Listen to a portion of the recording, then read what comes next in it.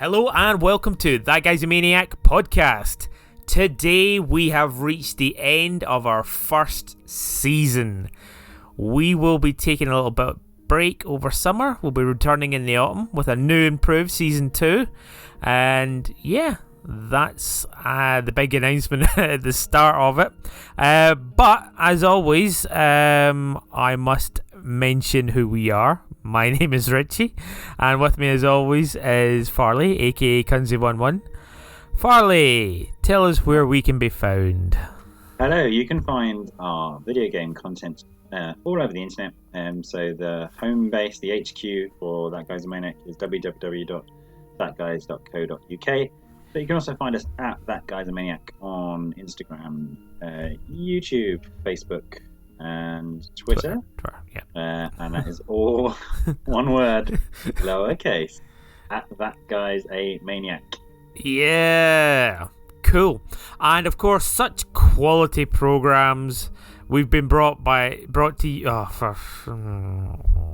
Couldn't even get the last one right. And it was you were kind of limping it.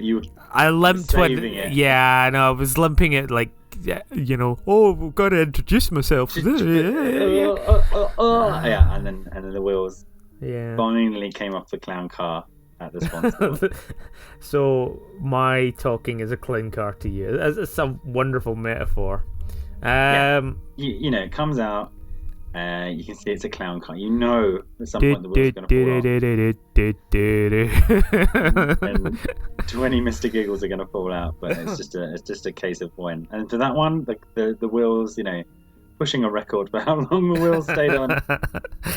It was sort of like limping along with one wheel for quite some time until I had to sort of mention sponsors.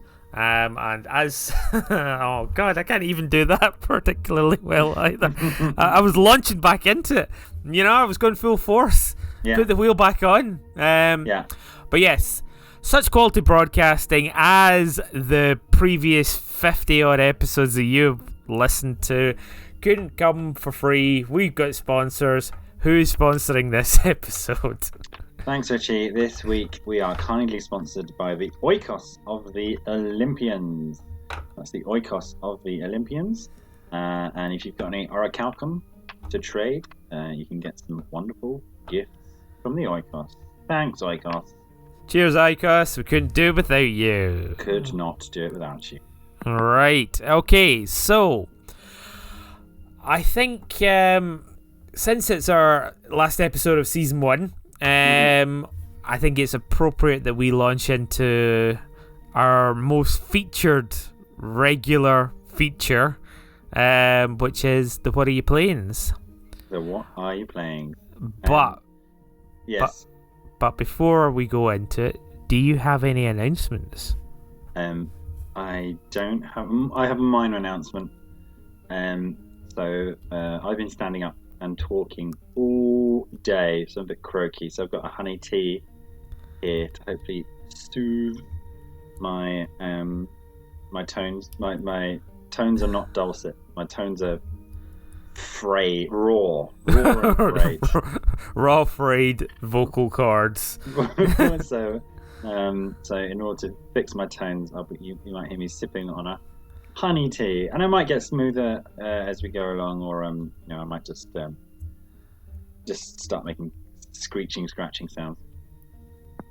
Cool. That's my minor announcement. That is a minor announcement. Do you have any? Well, it's nowhere near that you may or may not be playing Shadow Man at some point. In terms of gravity. Oh yeah. Well, as we speak, what was it? Resident Evil Village came out on Friday. Did you pick it up? Did you play it? No, I didn't. No. As per my previous announcement. You're just not going to play it at all? Well, at some point. Some point. Okay. Yeah. But I was still, new Pokemon Snap is still top of the pile. So the go-to. Yeah. Okay. Cool. Yeah. I haven't seen that much. I mean, I've not really been looking, but I haven't seen that much about the village. People aren't going mental. I mean, there's endless videos of the giant vampire lady doing things, but So yeah. I'll be good. Yeah. I think it's quite highly regarded as a good game. Okay. Yeah, but of course, things like being a good game doesn't necessarily qualify that we'll ever play it. Like, for instance, no. what is it, Mario Odyssey, 96% or whatever? Just not interested in picking it up, are you? Yeah, I know it's good, and like 8 years down the line, I'll eventually pick it up, and then I'll be desperate to have people to talk to. Oh, do you remember Odyssey? Unfortunately, in gaming, things move so quickly, right? And particularly with the pandemic, when everything else is very slow. I was looking up some games that came out when the pandemic started. I was like, really? That was when the pandemic started. So, games have these really short lifespans, where you can kind of find other people who are talking about it, and then it's kind of gone forever, or bubble up as a retro thing. Or we're extended play. We're still playing this game, which is donkey's years old because it came out 6 months ago. Unless it's games as a service. No, it's true. There's like a zeitgeist around it, and I think there was a brief Capcom bubble we were in where it was like Resident Evil 2 came out, and then it was what was it called? Devil May Cry 5. I was like playing these ones on release, and I was like, oh my god, this is what it's like to enjoy games from scratch, and it was good, and there was a bubble around it, but it takes a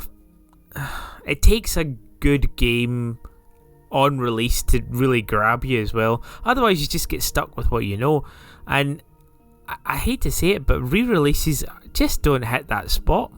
I'm going to sort of go back to another one of the ones we were talking about recently, Kingdom Hearts. Mm-hmm. Got it. I was super excited, and then like I mentioned before, I got paralysed by the fact that, shit, what do I need to do next in case I miss something? Yeah. And there is missable items, and I looked up a guide. I thought, you know what, maybe somebody's done all the work for me. Missable items in Kingdom Hearts. And then I was taking that big text document, which is basically telling me this is, you can miss an elixir here. I'm not wanting to miss an elixir. I don't care about an elixir. I care about the big things that make the plot things happen, and Anyway, that's I couldn't find that, and I just feel totally paralysed. But at the same time, there's a weird sort of safety net around playing re-releases, in that you can buy it and you feel, yeah, great, I now own this for the Switch, or I now own this for the PC, or whatever platform. But at the same time, you're just kind of like, I don't really need to play it because I've played it before. So it's weird to have it on your backlog, even though I don't know, I can't think of a word for it, and I can't think of a symptom for it, but just like just owning it means you don't need to play it, which is a sad truth, I guess. There's it's the fictional whatever gamer completion points, for want of a better phrase, is already in the bank, right? You've already got those in the bank. You've played those games, and so it's not quite on the backlog of, I've bought this and I haven't played it, and it's good and I should play it, or you just need one of those lazy afternoons where you're just like tossing and turning, like, oh, don't really know what to do, I'll put this on, and then you're like, oh, that's a really good game, and you play it for a week straight. But it's taking you 3 years to get there. But because you've already beaten it, you've already earned those chips, if you like. And then sometimes I kind of get this guilt of like, should I replay it? Even if it is a slight like tweak or release, or the mentalness that we've discussed many times of like, I have to go. I've just bought Kingdom Hearts 1, 2, and 3, and the other bits in between, so I should probably I haven't played 3 at all, so I should probably play all the way through 1 and 2 and drop the distance. Exactly. And yeah. Before you get to 3. And that's my thinking. That's entirely my thinking. And it's just nuts. But yeah. Still, it's ridiculous to. Yeah, I'm realistically, you're not going to get through those hundreds of hours of Kingdom Hearts in order to get to 3, which is the first one that you'd actually be playing, which earns you a hypothetical game. Well, I've got the 2.8 one as well, and also replaying this, like they're the remastered versions with extra shit in it. I've already seen extra scenes. And like, oh, I didn't know that happened. So like, it's weird. I just wish that I could play it, but almost like have my save file there, just to sort of say, no, look, I did 100% this, and I've got the one-winged angel fight at the end. It's like a little star on the save screen. It's like, we know. Don't worry, we know. Or all of the Dalmatians being in my inventory, just so that I don't need to pick them up again. So almost like what's it? It'd be like a show-off mode almost. Yeah. Just to replay the plot, see the extra things, and not feel paralysed by, oh shit, I've got to get a guide and get it perfect. Oh shit, is this time-limited dungeon where the screen is moving and I have to go up, and if I miss that thing, then I've missed it forever. Yeah. And that's what, that bothers me. But yeah, like, but how do we get to Kingdom Hearts again? By waffling. By waffling. I had an announcement about tea. And then, I don't know. Yeah, I had a non-announcement. Okay, right. Let's move into the meat and veg and potatoes and the bulk. Meat to veg. The meat to veg. To veg. Potatoes and flatbread. Yeah. Side salad. So you want garlic sauce, chili sauce, and I guess I'll start by asking you the evergreen question. Evergreen. What are you? I was going to say eternal, but I think we say eternal question a lot. Immortal, I was going to say. Immortal question. The immortal question. What are you playing, Richie Cunningham? So, I recently picked up a little game. Yeah. From the makers of Rock Band. Called Fuser. Have you heard of it? I think I read a review. Okay. What do you know about it? Is it one where you play as a DJ? Yes. Okay. That's pretty much all I know about it. Did it come with like a plastic decks? No, there's no plastic decks. Well, not that I know of. I'm not aware of it. But it plays. Was the music? Do you remember around the Rock Band time there was one that came out with a Yeah, there was, wasn't it? DJ Hero. Yeah. Oh yeah. What's that imaginatively titled music game that made you play as a DJ with some loads of plastic shit? From the Guitar Hero guys. From the Guitar Hero guys, DJ Hero. Yeah. I didn't even play DJ Hero or anything like that. But the only reason I picked up Fuser was because it was on deal, and I didn't really know that much about it, but I thought, do you know what? I like all of the Rock Band games, and I've been feeling nostalgic about them as well. Mm-hmm. Like, obviously, I mean, I still own my Xbox 360, but it's reaching the end of its days, and my wireless guitar, I think I was telling you about this before, the rubber bits on it have become sticky. Oh, yeah. So they've just got old. Yeah. Recently discovered that was some old PlayStation 2 controllers that I think if you use them all the time, you cover it with your own skin oil. yeah, and just continuously wipe it off. But if you leave it for too long, it starts to decay, and it's kind of sticky, and you can never really clean it off short of some acid peel like treatment. Yeah, but and like I remember it quite fondly, and it's sad that we won't have that anymore, really. And again, that's a bubble that existed. Maybe it'll come back in like 10, 15 years as some sort of retro thing, but we'll see. But yeah, so I picked up Fuser for the hell of it because there was no plastic instruments to go that I'm aware of. There might be, and I'm completely, just missing out. But it plays with a controller, or you can use mouse and keyboard with it. And I think it's actually a game that you would enjoy as well. Okay. Because it's not really about being a DJ, or I suppose it is at heart, but one thing I would rephrase or rebrand it as not necessarily like, Fuser, the DJ version of Rock Band. It's basically a mashup game.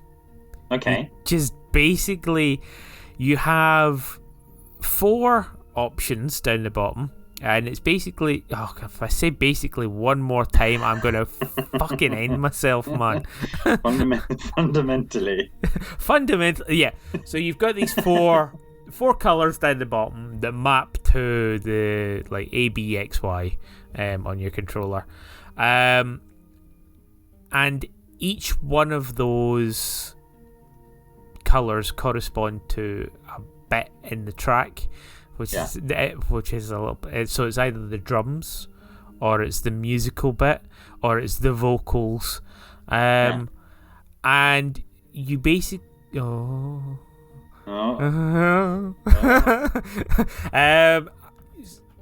when you're playing the game, just talking sentences, ultimately, oh my god, what is the word for all of these? It's adjectives, adverbs. I don't know why. Why do I keep fumbling through it? As if someone's gonna be like, well, actually, that's not the basic premise of it. Literally, no.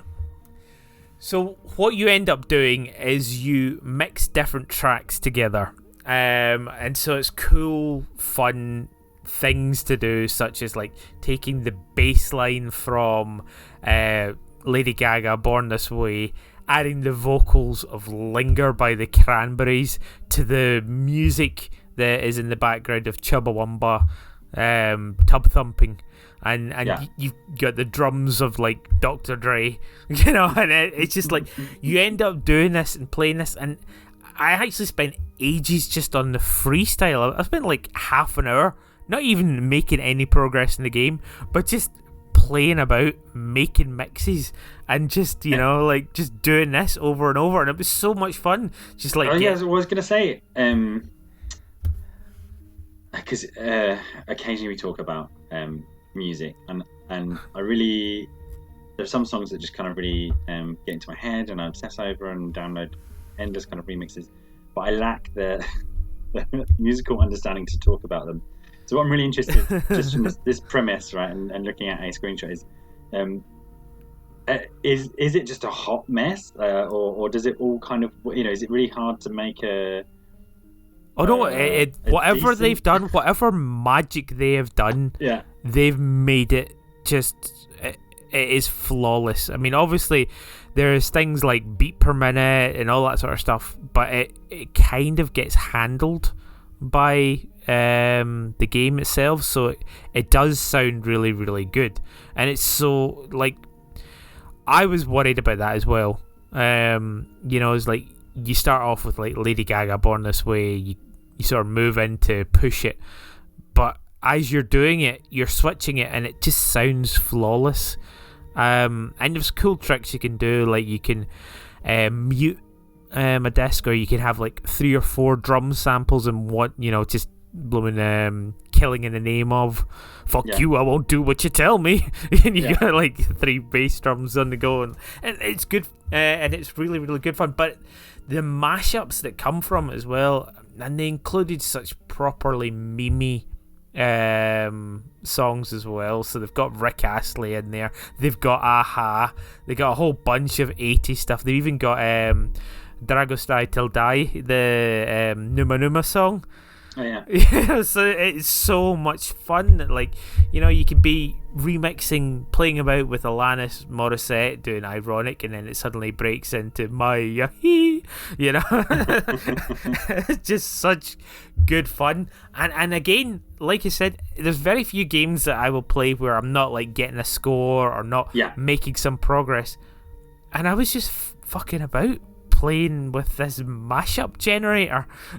And yeah, I mean, like, I've started doing some of the sets, and they're all themed as well. And you get like as you're playing, you'll see crowd shout outs that like, I really like songs from the 2000s, so you have to find one from the 2000s, or I really like songs that, you know, or play Born This Way.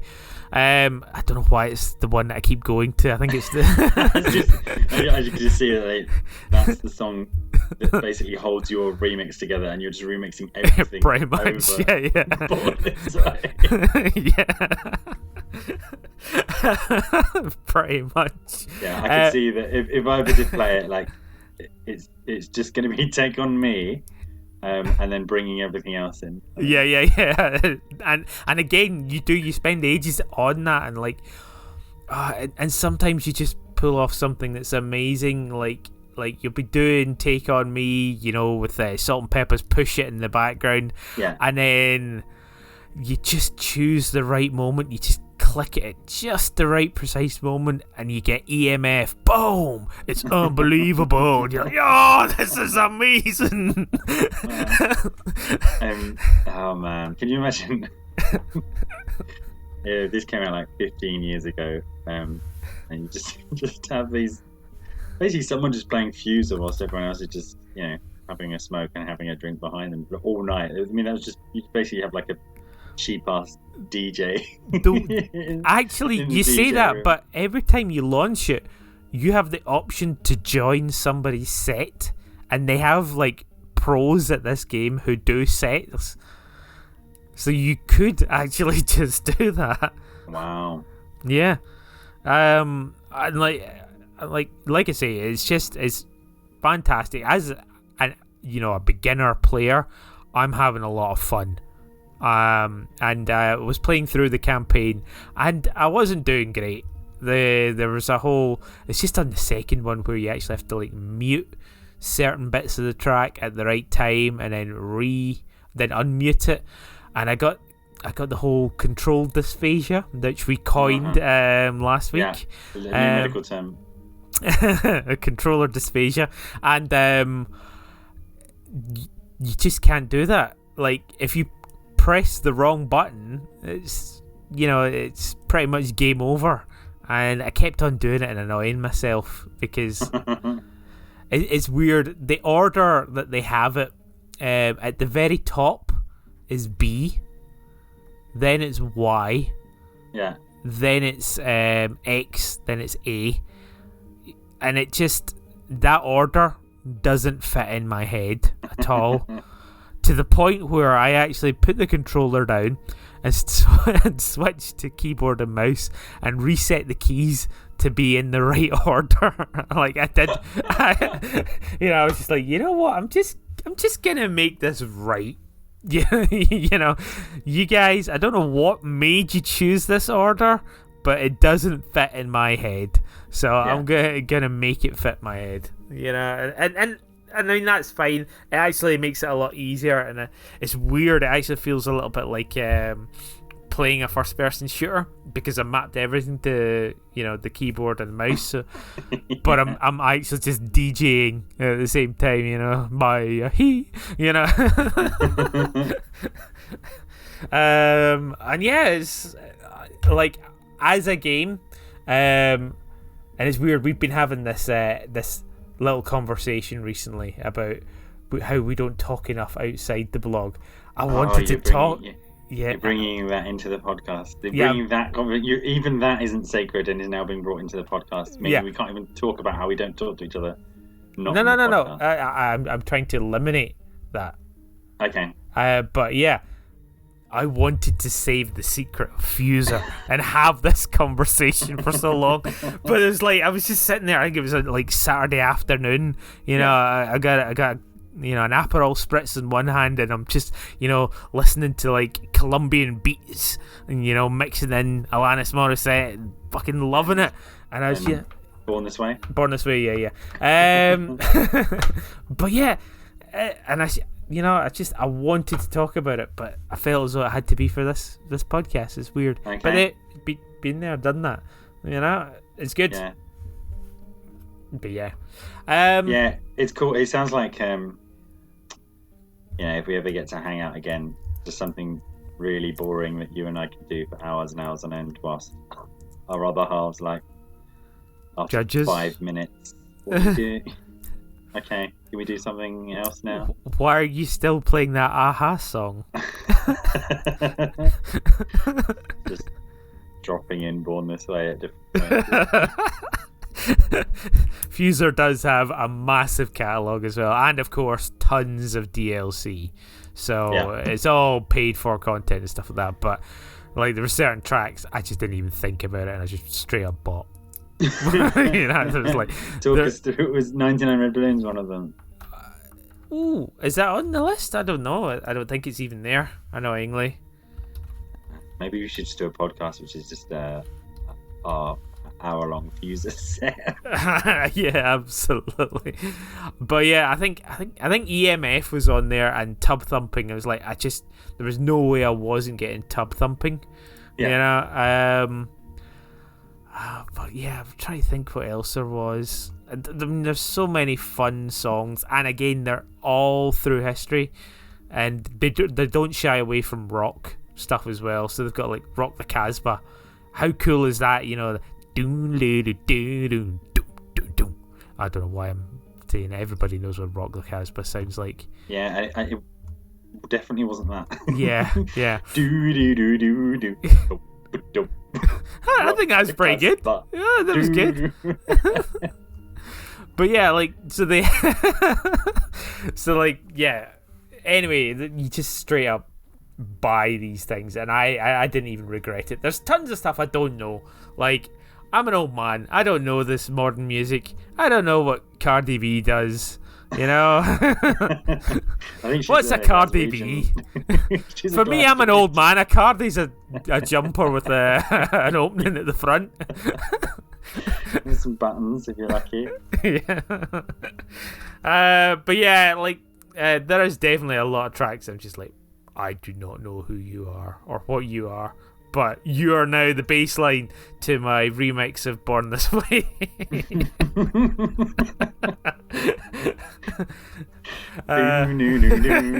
Born This Way.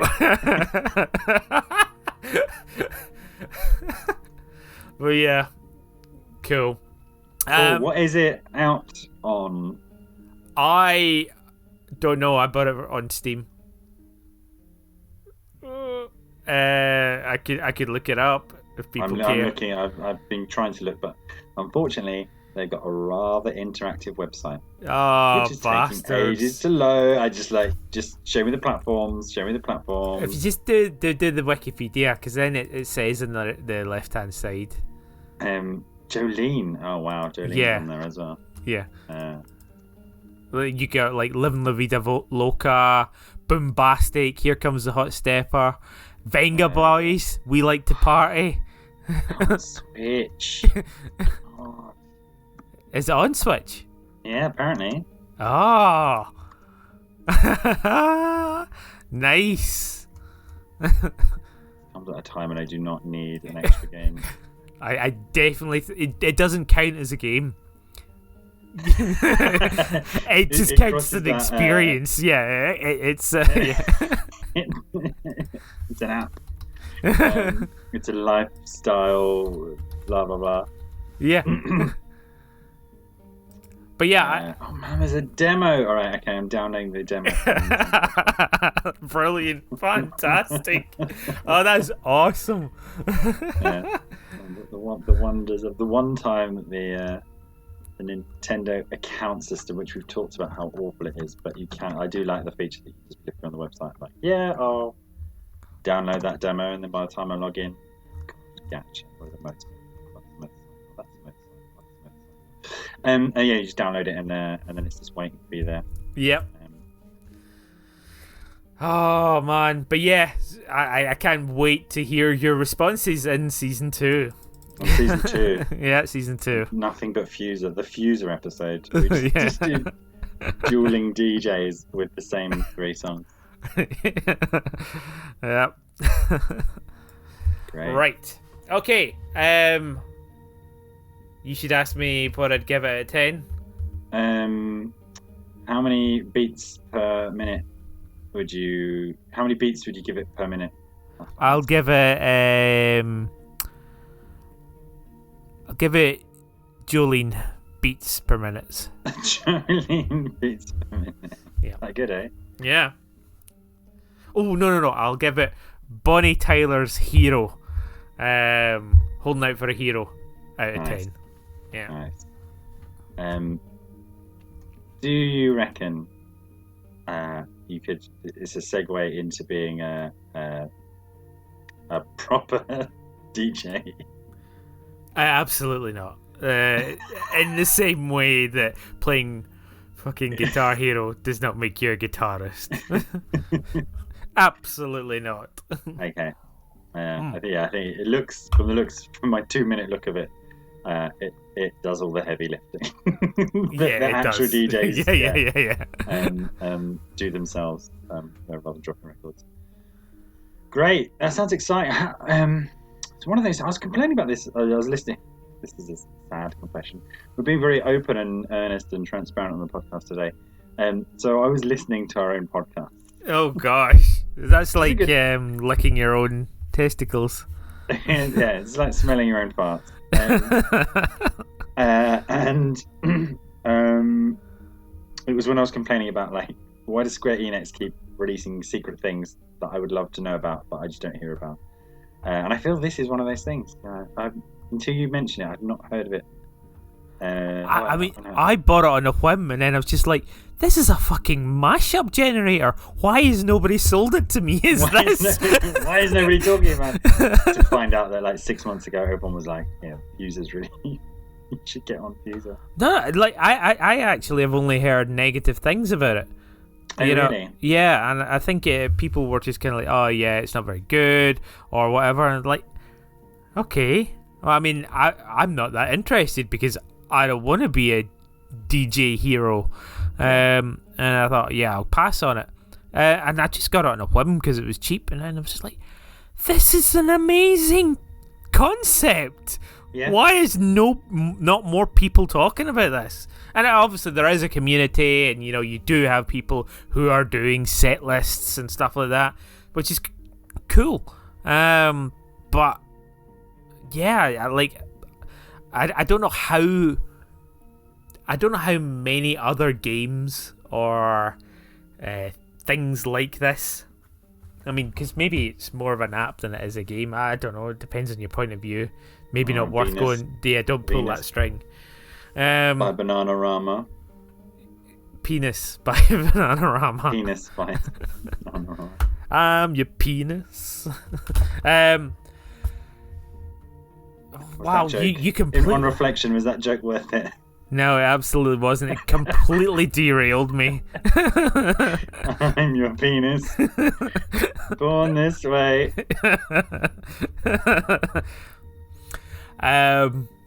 Right, what was I saying? Oh, yeah, I worry about how many other things like this have just gone past me. I've dismissed, completely. Starships by Nicki Minaj. Yeah, because you've been playing World of Warcraft. Oh yeah, well that's true. I mean, that definitely eats far too much of my gaming time up as well. Yeah, these are all the things you mean. This is the opportunity cost. You've just caught this one. Oh, the Mr. Brightside. Ah, great stuff. It is Buddy great Holly. stuff. Yeah. Yeah. I mean, they could chuck a whole load of Weezer stuff on there, like their latest album, the Teal one, where they just did like all of the 80s covers possible. Yeah. Just put that on there. You know, I'd be happy.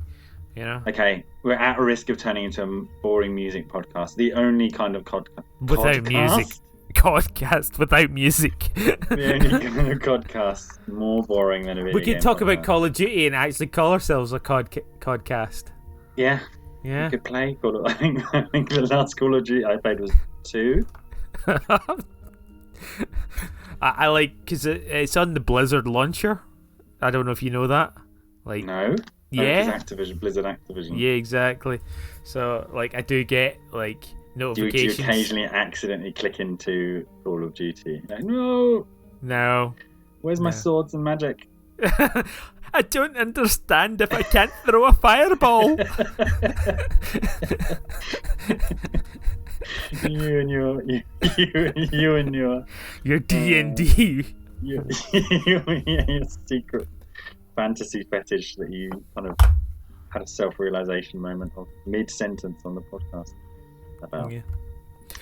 Right, I'm going to stop talking. Please. But before I stop talking, one last thing, which is, what have you been playing, Farley? What have I been playing? The format of this podcast, what have you been playing?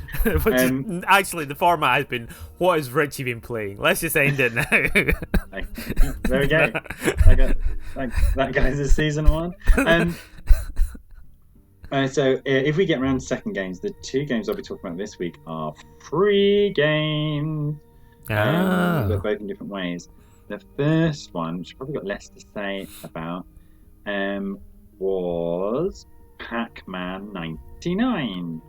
So, a lot of people continue to complain about the Nintendo Switch Online service, right? So you have to pay however much it is. I don't even know how much it is, which is really bad. Yeah, obviously I'm going to have that. Yeah. And it allows you to play various games online, but it also gives you access to huge back catalogue of NES games, huge back catalogue of SNES games. Occasionally you get the opportunity to play game trials. I think I've done almost all of those, which is really fun. I played ARMS. There was a trials game that I played.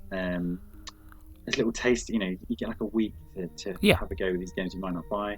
And then another extra treat is we've been getting a whole series of these little experimental games. So Tetris 99 was the first one. Then we got Mario 35, which is a similar format. And then, again, out of nowhere, I keep complaining that people don't tell me about things I don't know about. I don't really look. Or I think I must be the only person on the planet who genuinely gets news from, the Nintendo Switch news channel. It seems like it would be the best place to get news, to be honest. Yeah, it is, and so I see the little dot. Oh, what's that? And then it's like Pac-Man 99. So I downloaded it, and it didn't take very long to download. And it's fun, but unlike Tetris 99, and to a certain extent Mario 35, which I had a lot of fun with, but just wasn't very good at. Very depressing. Is I don't really think the world needs a Pac-Man 99. It made me play. So it's exactly the same format as Tetris 99. You play Pac-Man at the same time as 98 other people, and like Mario 35, if that is even the name, I might be getting completely wrong. I think it's Mario 35. The better other people do, they send shitloads of stuff your way, right? So you just end up with like huge trains of ghosts running around, and you can get yourself to a kill. You send them off to everyone else's game, and it's got the music in there, which is great, and it's the classic kind of Pac-Man grid, and there's lots of other stuff going on, and like those other 2 games, you can choose where you send your ghosts and combos over to. So whoever's winning, or whoever's got the most points, or just a random player. But it just gave me overall impression after playing it for a couple of hours. I could just really just play the original Pac-Man. Yeah. Actually, Yeah. I'd prefer it without. And I'm not too sure. I didn't even look. I'm not too sure if that exists on there. I'd be surprised if it doesn't. Because Tetris 99 came up with an update. I think it was a paid update, where it really introduced bad. a single player. Yeah. Oh wow. Okay. By single player and by I think it was a CPU mode. Yeah, it's not quite single player, but it gave you other options. Yeah, I just thought I actually could just do with some playing some Pac-Man. As fun as it is very chaotic. But I'm sure, much like Tetris 99, they'll start doing things like seasons or special backgrounds, or play this weekend and earn X many points, and you can get a different skin. Yeah. But yeah, it was nice to revisit Pac-Man, albeit shortly, and occasionally I'll probably pop it on and have a go. But yeah, hankering for Pac-Man is what it gave me more than anything else. I would just probably know what they're aiming for, but yeah. No, I get where you're coming from.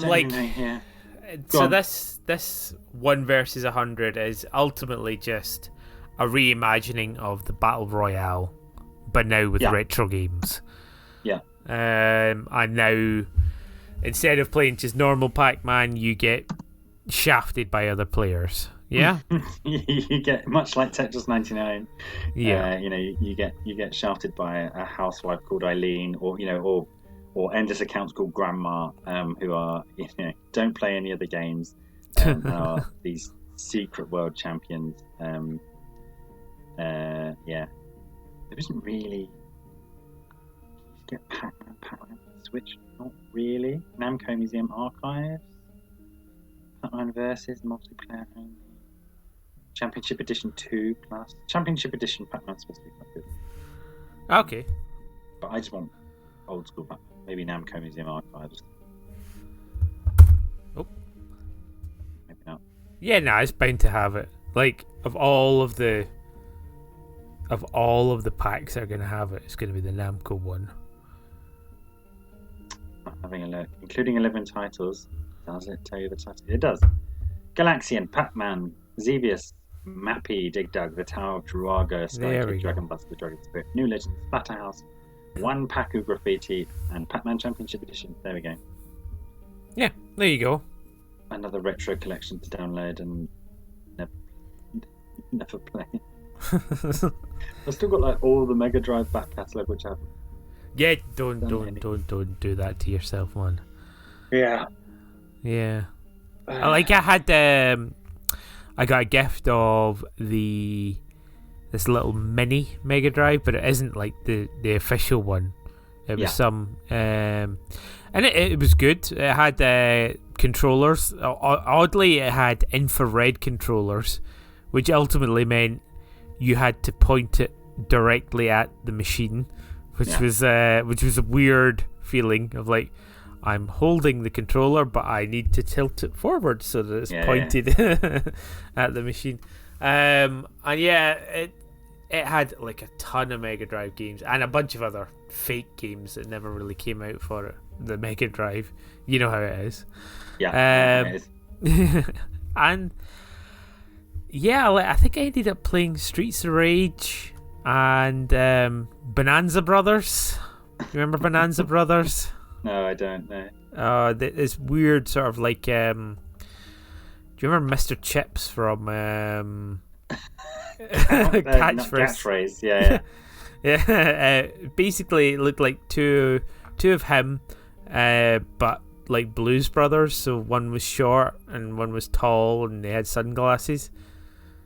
I'm sure if Google Bonanza Brothers, and you will recognize that. That was a big thing for like the Amiga and the NES in that time, and Mega Drive, maybe SNES even actually.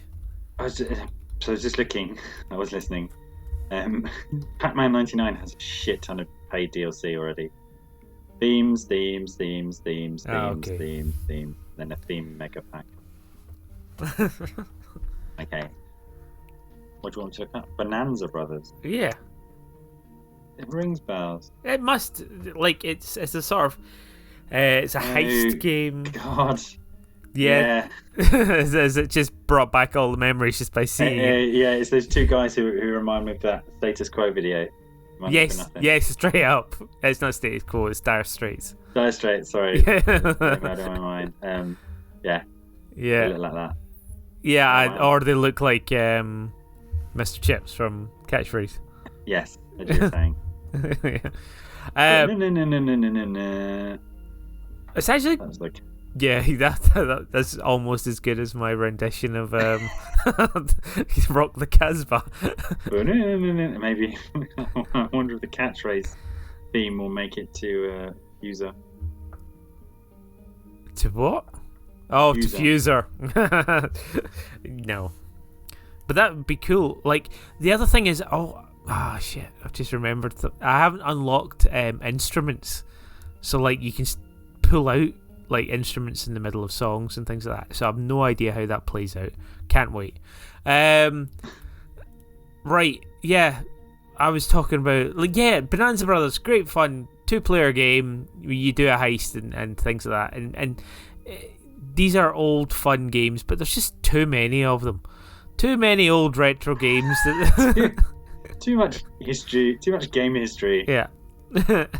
Expunge some of that history. Go back in time and unreleased games. But do you never just want to just let go of Pac-Man and sort of say, you know what, I'm done. I don't think I need to play Pac-Man ever again. No, I don't know. No, I think Pac-Man's good. Yeah, I mean, you could turn around and say, well, what about you, Richie? Do you think you're ever just going to not play World of Warcraft? My God, I hate this game that I've been playing for thousands of hours. Oh, they released the 20-year-old version. I can just go back round and start again. Yeah. For 20 years. No. Right, okay, sorry. Have you anything more to say about Pac-Man? I feel like I hijacked several times during your talk about Pac-Man 99. You did. Did I rate it already? No, you haven't. How many blinkies would you give out of Clyde? I think I give it 2 blinkies out of 5. Good to revisit, but not necessarily an improvement on the OG in my mind. Ah, okay. Yeah, I mean, I wasn't interested in Mario 35. I'm definitely not interested in Pac-Man 99. I was really bad at Pac-Man. That's the thing. Really? Yeah, like, imagine that. Richie's rubbish at a game. I loved the way you were sort of covering that. Oh, really, were you? That's a surprise, Richie. Yeah. No, it was really, because normally... I'm the world expert. Yeah. Facts, like, you know that guy with the beard that's the expert? Yeah, I beat him. You know that guy who's really good at competitive playing through Streets of Rage single player? So what's the opposite of Billy Big Balls? Larry Little Balls. Larry Little Balls. Larry Little Balls on Pac-Man. Yeah, pretty much. Like, I struggle, like, even on the first level, just because it's not a tidy game. Like, I know the whole game is basically a cleaning simulator. All these dots around, and you have to do it, and like, there's always going to be like 2 dots at the edge of one side, and you have to come back and loop round, and then those fucking ghosts are following you. It gets very high pressure, and I realise there's a formula to it. You know, there is a way to get good, but I get too frustrated and I die too often. And in Pac-Man, I still, even when I was playing Pac-Man 99, I still get that like slight anxiety because you used to play it on joystick, so there's always a chance that you wouldn't go down when you wanted to go down. Yeah, exactly. You just go left and right, and the ghosts are coming out. No, I just like yanking that joystick until it breaks. So even though obviously joypad controls are infinitely better than that and give you a level of precision that we never had in the Amiga days when they came out. You still worry that you're accidentally not going to go. Yeah, you still get that physiological reaction to. Is there a motion control option that should bring back that anxiety? Yeah. If I'm going to have the anxiety, it might as well be justified rather than just a nostalgic anxiety for what is actually a better way of playing the game rather than, hovering left and right as Bonnie's zeroing in on you or whatever. Yeah. Great. Which leads me to the effervescent question. Effervescent, okay. Yeah. Fizzy questions, brilliant. Fizzy questions. What are you playing? Well, this is actually going to be a short one. And it was something I played a little while ago, because we've got this back catalogue on the go, pulling back the curtain. And you know how I've been playing World of Warcraft Classic, right? You've secretly been playing that? Okay. Did you know that they brought out Hearthstone Classic? What, isn't Hearthstone like 2 years old? No, I think it's quite a few. I think it's like 6 years old or something like that. Okay. Yeah. So obviously, over the years, they have made tons of expansions, and there's just a multitude of cards. There's a million new ways of playing and special powers and all this sort of stuff. And I mean, I kind of gave up when I just didn't want to keep paying money to play it. It was essentially a free game. But also, it was just getting too themed. Like, I had like a couple of decks that I enjoyed playing with, and then they were just made moot, and it just became a matter of like looking up what the best deck is, and then getting that, and then just learning to play that rather than having the cards in your inventory and doing something cool with them. Yeah. And they tried to get around that. They introduced wild mode a little while back, which allows you to just sort of play any deck. But obviously, because if you're using just nothing but older cards, you're going to be missing out on some of the cooler new functions that they've added in, and you're never going to beat somebody else with that old deck. So they introduced classic mode, which is ultimately the original cards that came out with the original game, and I thought, oh, I quite enjoyed that. I will fire that up because I still got my account, it's still tied, and I thought, and I'll have a little go, and I'll just create a deck and play about with it. Yeah, so I thought. Now, when I fired it up, first of all, I was just, right, this is not the same interface. What the hell's going on? Where is everything? I eventually found like a way to try and play the game, and then it was like, no, you can't play this classic one with this deck. And I'm like, alright, okay, let me make a new deck. And I couldn't make a new deck because for some mad reason I had 11 out of 10 decks. I was also unable to delete a deck because I hadn't done something. And it took me a little while, but as it turns out, because I hadn't gone through and played the latest campaign where they've introduced a new hero type into it, I was just stuck not being able to even play the classic mode or any modes until I'd done some kind of solo campaign. And yeah, it was a nightmare. And eventually I worked out what I had to do. So I did the solo campaign. My deck count went from being 11 out of 10 to like 11 out of 25. Alright, okay, things are a bit better now. I can create a classic deck. not easily. That interface is just so fucked. The UI has become... They've just added new buttons everywhere. A new terminology that means nothing to me. And I was just like, I can't even navigate this fucking thing. And like, it's so hidden away that like, in order to make a classic deck, you actually just need to make a deck, but you need to put a filter on, and then it knows that it's a classic deck because it's only got the classic ones in there. Yeah. But the weird thing is, there's 2 sets of cards as well.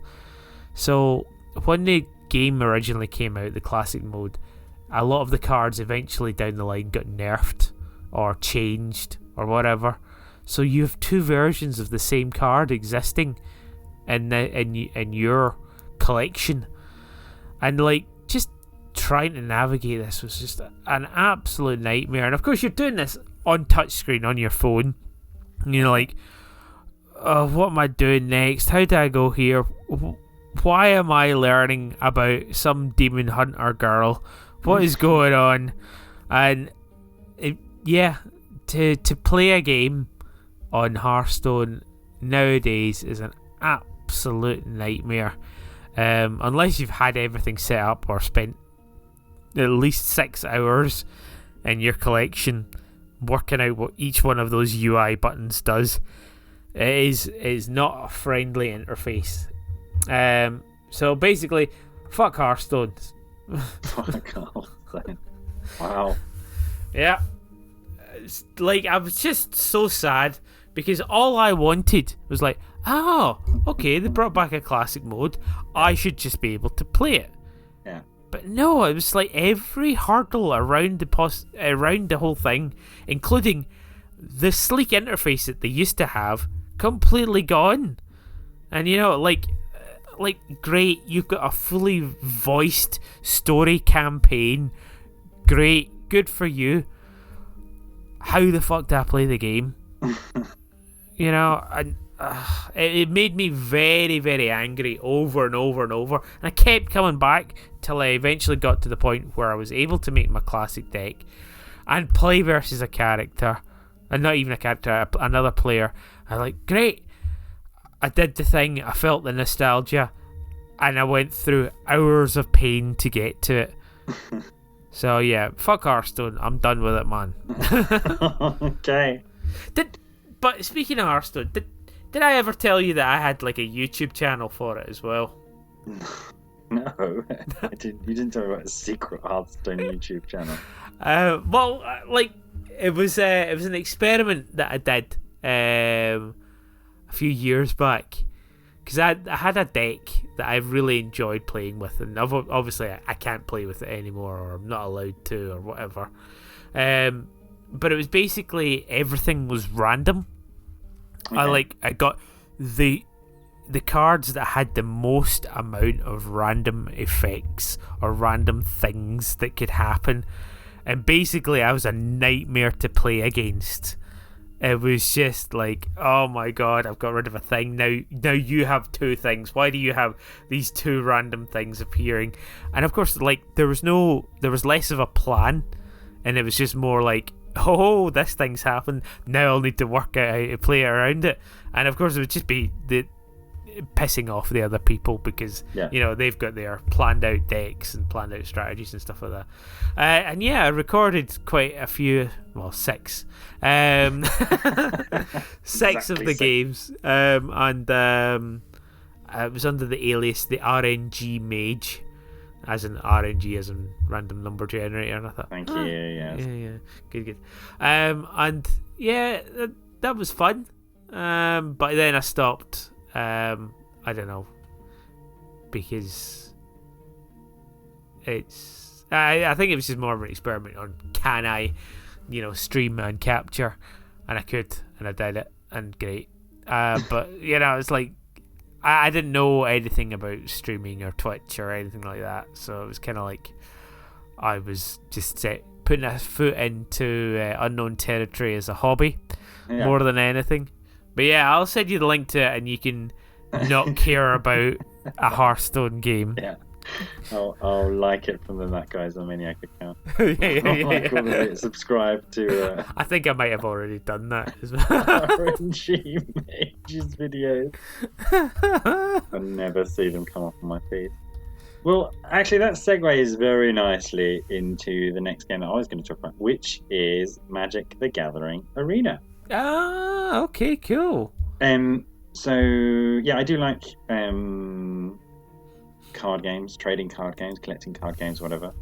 And Magic: The Gathering was the original one that introduced me into card games. But the old Magic: The Gathering game was so awful. It was a step above a spreadsheet. And so I had a couple of friends who were playing it, and they kept encouraging me to play it. And so I think eventually, I did. And just everything about it was horrific. The UI, the interface, the cards are tiny. They've not made an effort to make the cards even look like the real life cards because the text will be. And it was just a horrible. It looked like you were trading stocks, right? It's impossible. Like that kind of interface. And then recently, I think both are still extant, but obviously one of them is being wound down. They released Magic: The Gathering Arena, which is far slicker. So the other TCG that I play a lot is the Pokemon card game. I've been playing the online version since the beta. Like, weird little flex, but for a long time is what I was trying to emphasize. And there's a lot that I like about it. But I think as I may have already said on the poddy, what I don't like about the Pokemon card game is so you can buy physical cards, and for the foreseeable future, hopefully the physical cards will come with like a code card, and you redeem that code card and you get a digital booster. Yeah. It's not 1-to-1 match, so you'll the same rarity spread, but you'll get different cards, obviously. But even if you wanted to make that killer deck, you look up a good deck list or look at what's in the current meta, it's almost impossible to do it because you're just reliant on these random cards. You can play to earn coins and event tokens and play in tournaments to unlock more boosters, but you're still reliant on that random factor. So if you don't, I need 4 copies of whatever Dedenne VMAX, I just have to keep cracking boosters of the set that it's in the vain hope that my rare is one of however many 50 rares there might be in that set. So I've never really liked that aspect to it. It does have trading, and normally if you're really hunting for something, you can kind of get rid of some of the stuff that you're not interested in. But it's just a pain. It's a real pain to build that. So I mean, like in Hearthstone, they have that dusting cards option. So you have the ability to sort of, if you get doublers. Yeah. Is that still a term people use? Doublers? I don't know. But if you have doubles or stuff like that, you could just turn it into a currency so that you can actually buy the one that you want. Yeah. So I was interested to see with this kind of Magic revamp, and I think it's clearly taken inspiration from Hearthstone, and I think to a certain extent the Pokemon card game. So the arena that you play, there's a multitude of different arenas that you play in that kind of do nothing, but it might be like a desert scene or a withered forest scene, or sometimes you click the items and they do special animations and things like that. You can earn pets through doing the okay. You buy your mastery gems and then you play through the mastery for a season and you can unlock pets, and so you have your pet and the opponent has your pet and you can click on those. Certain well-known cards, when you drop them, have an animation that plays over them. Right. But I was interested in like how the deck building would work, and how you go about building a deck. Fortunately, they're really generous with promotional codes, and they've retired very few of them. So you just go to the promo code web page, type them in, and that'll basically end up earning 40 odd boosters from various different sets. But the mechanic they have to get around this deck building is great, because yeah, I managed to. I was thinking, I quite like a deck like this, but it needs this many mythic rares, this many rares, and just by redeeming all those boosters. So every time you open a booster, there's a two little dials on the top, and they've got different numbers on them. But one of them is basically your rares and your mythic rares, and your other ones is your uncommons. So I think if you open something like 6 booster packs, you'll give you an uncommon wild card, and you can use that to redeem any uncommon level card. And the rare ones swaps between rare and mythic rares. Right. So basically, you have an option to almost after you've opened so many, you can buy one that you want. Yeah. Yeah, and then you also get wild cards in boosters sometimes as well. Oh, okay. So so you get this random. Yeah. Okay. Cool. That's cool. Yeah. So it's kind of cool. They're very, very generous with how they give it away. So there's daily quests, weekly quests, and then you get rewards for daily wins and rewards for weekly wins, which you accrue very, very quickly. And the daily quests are never hard. So with the Pokemon card game, it eases you in by allowing you to play against the computer to earn them, and then towards the end you can only play, you can only earn them in verses. But it was really strict things like you need to do 1,000 damage with your fire Pokemon. It's like, I don't really have a fire deck, or like you don't have a high damaging fire deck. In Magic, it would just be, play 25 lands. Right, so you're going to end up playing 25 lands, whatever you do. It's just a matter of 3, 4, 5 games. So it delves out the cash, the coins and stuff. So very, very quickly after redeeming those codes, playing a bit of the ladder, throws coins and boosters at you. I was starting to build decks and had more than enough wild cards. Oh yeah, that makes a good card for this deck, and you kind of redeem it and then play it a couple of times. The format's really good. So you've got standard format, which is the last 6 blocks, and you've got historic format, which is everything. Not everything from Magic's history has been moved into it, so it only goes back a certain number of expansions, and there's a limit. Not all the kind of cards from those expansions are in it, and certainly not the special releases that they do as Legends cards, Commander cards, which aren't quite in it. Not all the current formats of Magic are in there either. So Commander's a very popular format where essentially you kind of have a hero character who you can keep casting in, and then a deck of cards that can only have maximum 1 copy of each. That's not quite in. There's a slightly gimped version of that. And so you can play the standard ladder, or you can play the historic ladder. You go up ranks. As you win and lose, you can drop ranks. But then once you go from gold to platinum, for example, you can't go back down to gold as long as you keep winning. Loads of fun. And just kind of started being a game that I would play. Adding it to the dailies, yeah. Yeah, basically adding it to the dailies, and thinking about it's a rare game in that there have been a couple of nights where I've been up until 3 o'clock, because I've had an idea for a deck. Everything's very smooth. Everything's very smooth about it. It's very clever in kind of displaying what your options are at every point. And by and large, there's very limited interaction. Other players are quite good. Sometimes, they'll just scoop when they know that they're losing. Other times they'll stick around and wait till it times out 4 times. So if you take your turn very quickly, you earn a little hourglass, which buys you thinking time. So if you end up with like 3 little hourglasses, essentially it's 4 little hourglasses which you have to watch tick down before it flips to your turn. Then you do your turn, and they've got 1 more hourglass to flip down before it auto counts. Some people do run the clock down.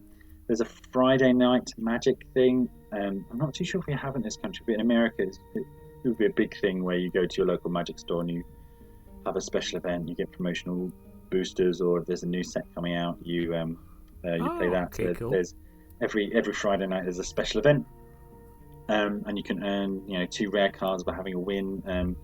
There's been some great ones. So some of them are just play your historic deck against another historic deck. One of them was you have infinite mana, so you don't have to worry about you got a fixed deck of completely broken cards, but you don't have to worry about building up your energy. So it was games were either really quick and mental, but fun. Just to be like, oh yeah, I'll do that, and you're playing against other players, and you kind of earn your two rare cards. The deck building side of things is really intuitive. Really good interface. You've got some filters which take a bit of fiddling with, but like you were saying with Hearthstone, you can pick your format. So I'm going to make a standard deck, so it just doesn't show you cards that you can't play in standard to select for your deck. There's a store as well, obviously, and there's a gem currency which is paid for. What is really unfortunate is that they don't have the physical card to Magic the Gathering Arena link. So there are a couple. There's like a promotional deal with Amazon. So for the ridiculously low price of £5, you can get a 260 card deck. That's like a really good physical deck starter game, and you also get a code card which you can redeem to get those decks in the game. But they don't do it routinely. And then I also spotted that when a new set comes out, so the current set is basically the Harry Potter set. Okay, yeah. 4 schools of magic, combining the different magic colours and everything. The new mechanic is learning and lessons. So when you do a card, some of them have at the bottom, do blah blah blah, then learn, and it means you can pull cards from your lesson cards from your sideboard. So that dropped almost at the same time as I was playing it, so it's quite exciting. So there's lots of, it's called Strixhaven. So playing on that idea of the owls that they have in Harry Potter. So it's kind of fun to see the new meta coming out of that, and some of the combinations and just earning new boosters. And I think the money spinner for them is one of it's kind of cosmetic, so you can buy an alternate version of every card, like a borderless version, which has slightly, not really interactive, but instead of being a static image, say it's like a ship on the ocean, for example, the ship and the ocean will be slightly moving. So it's just, you've got cards you really like. You can kind of flex there. You do randomly. What's really strange is if you're doing the ladder, so there's like a ladder per block, you can earn these cosmetics. But they're random. So you get a random current in Magic card, a cosmetic. It might just be a card that you don't even have, or you've never seen, or you would probably never like to play, and that's a bit strange. And you also can earn mastery, where you can unlock cosmetics related to the current set, as well as like avatars and pets.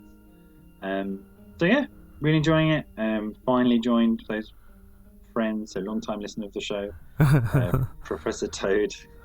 Occasionally I play here. He's been nagging me for ages to get on it.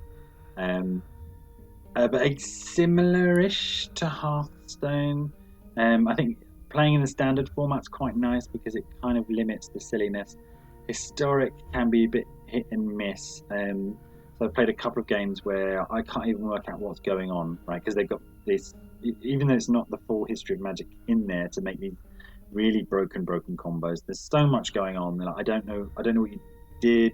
Everything's about like, okay, I'm dead, but I don't really know how I lost. And there's tons of gimmick decks as well. And I guess that's the advantage of Magic is you've got all these it's got these different combos, and when you're constructing a deck, you're constantly short of something, right? So you're like, okay, here's the deck that I really like. I got completely dicked over by enchantment deck, right? So I've got no enchantment removal. So then you add in some enchantment removal and you're taking out some creatures, and then you get dicked over by another. Okay, and it's that constant development because the deck building interface is so nice and so quick, and you can easily just clone your deck. You can import decks, you can export decks. That's half the fun. A bit like Phaser, really. Sometimes that's half the fun, is just make deck construction and then running it a couple of times and go, okay, what have I got in my collection, or shall I burn through some wild cards to add this gimmick card which combos with this or that. So yeah, that was fun. So at the moment I've been playing, which is interesting. I get really nervous playing the Pokemon card game online, Yeah. because it can be really swingy. And again, there are people who, and you can tell, right? Because when you start a battle with somebody, if they've got like the gold deck box and some limited edition sleeves and promo event only code, and they turn over their first Pokemon and it's like a rainbow rare GX. Yeah, okay, I'm just fucked. I'm just playing my standard little deck, and this is somebody who puts a lot of time or money into physical cards to get this. And it's just much easier or even compelling to click play again in Magic Arena, whereas in Pokemon, I've done my dailies, and even though I'd probably got the ladder, I don't really feel like it. Or I bought a really good deck. So they did a wonderful thing in that they released, there were two decks that were basically dominating the meta, and if you were to buy them, it would cost you hundreds of pounds, particularly in the UK. And so they just released them as decks that you buy, for 20 odd quid, I think. It's still fairly expensive. But then you get that game in the Pokemon card game. So yeah, I bought one of those, and I just felt dirty playing it because just because it's so broken, and you've just got so many options. So you'd whiz through the ladder, and you'd be like, this doesn't feel nice playing. It's just I've just paid to win, and it's a bit horrible. Whereas in Magic, I don't have that anticipation around playing. I'll play again. I'll play, until 2 a.m. I'll play again, because I'm doing my dailies, or because I'm working my way up the ladder for this month, or I'm earning mastery bits for this season. Overall, all round very good experience. Light years away from the previous Magic the Gathering game, and borrowed some good elements from Hearthstone and the Pokemon card game in a way that is fluid, doesn't feel too stingy. Good. Yeah, no, I mean, like, I'll be honest with you, when it comes to like the Pokemon card game, I find it a little overwhelming at times, and Magic the Gathering, having absolutely zero understanding of what Magic the Gathering is, looking at that, I just like, I think I need a manual, like big thick fucking A4 book. I forgot to say, I'm trying to sell it to you. You sold phases to me. I'm trying to sell Magic the Gathering to you. Apparently this is something relatively recent. The tutorial's excellent. Okay. It doesn't hold you by the hand, but it kind of gives you some scenarios to play. Essentially, it's as if you're playing Magic, but your deck and the opponent's deck are clearly in a certain order, and it kind of teaches you how to play, and you also earn something like 10 decks by playing through this tutorial. So they're all just ready-made for you, and those cards are added to your collection. And without hanging a lamp on it, as you would say, it teaches you that this is how if you're playing a goblin deck, you want as many goblins as possible, and you look at this card and it creates goblins when this happens, and so it just teaches you all of those fundamentals, and it really one of those really satisfying experiences where it's just like, just do it, and you do it, and you're like, that's how that works, and then you kind of have that knowledge, have that knowledge with you, and it kind of goes to the different colours. All the different colours have different things about them. Like, so green is all about creatures and making creatures very, very big, and red is all about doing direct damage, and black is about you sacrificing things and bringing things back to the graveyard. Yeah. And blue is all about control, and white is all about protecting things, and your guys benefiting each other. So I would recommend, if nothing else, and it sounds like a hell of a lot of a better experience than trying to get through to Hearthstone Classic. I'd recommend giving it a download and playing through those tutorials to earn those first few decks, and see how you feel about it, because it does kind of teach you how to play Magic. Cool.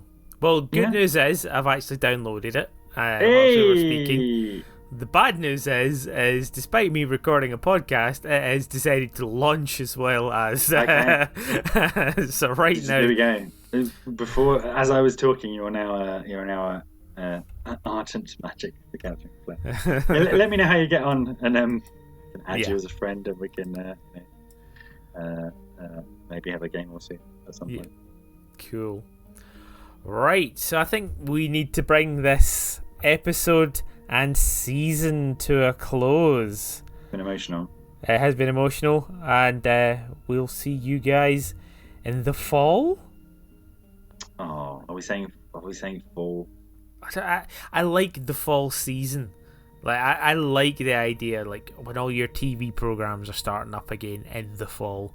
Like I don't use fall for any other sort of meaning. I use it for when all the good TV starts on again. The content. When the content comes out, yeah. It's a content season. It's not leaves the turning season. So, I think it's your turn. Ask me the question. Okay. I heard that guy's a maniac.